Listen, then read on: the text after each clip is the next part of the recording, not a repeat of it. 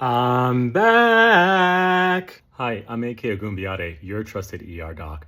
Today, let's talk about Ebola. So, what is Ebola? If you don't take anything else from this video, all I want you to take is that it is a nasty, very nasty virus. Once again, building on the theme we talked about earlier, it's a virus, so antibiotics won't help it, and ivermectin definitely won't do anything.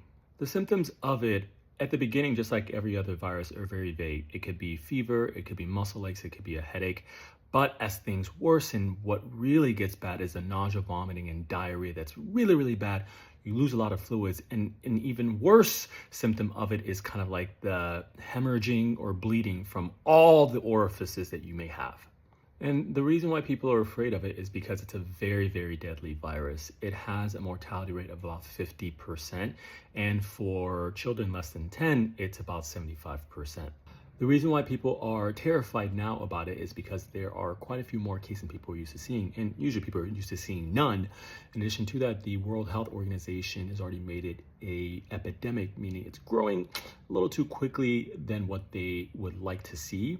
In addition to that, the resources that were put into containing it are not there anymore, mainly because the US has pulled out. But I think the main question that most people are asking is whether or not Ebola is going to become the next COVID-19 pandemic.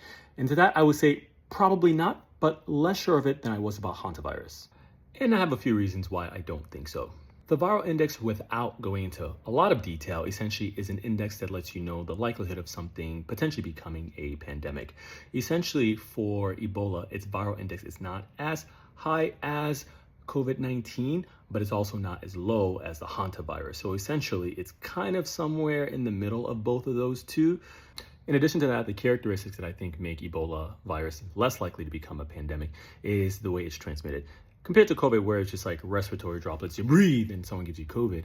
With Ebola, you have to handle the bodily fluids of someone with Ebola while they're symptomatic. So people who usually get it are either family members or healthcare workers who deal with these patients. Ultimately, I can't say with as much certainty that Ebola is not going to become the next pandemic. But what I can say for sure is that I don't want to see it in the US. It is a very nasty virus. The difficulty is that the way we prevent it from coming into the US is that we focus on preventing it.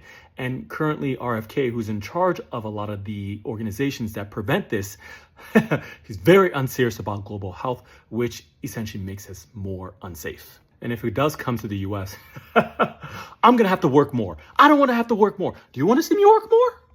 And finally, if your friends ask you, how did you learn so much about the Ebola virus? Just tell them you follow AK Agumbiade, the trusted ER doc.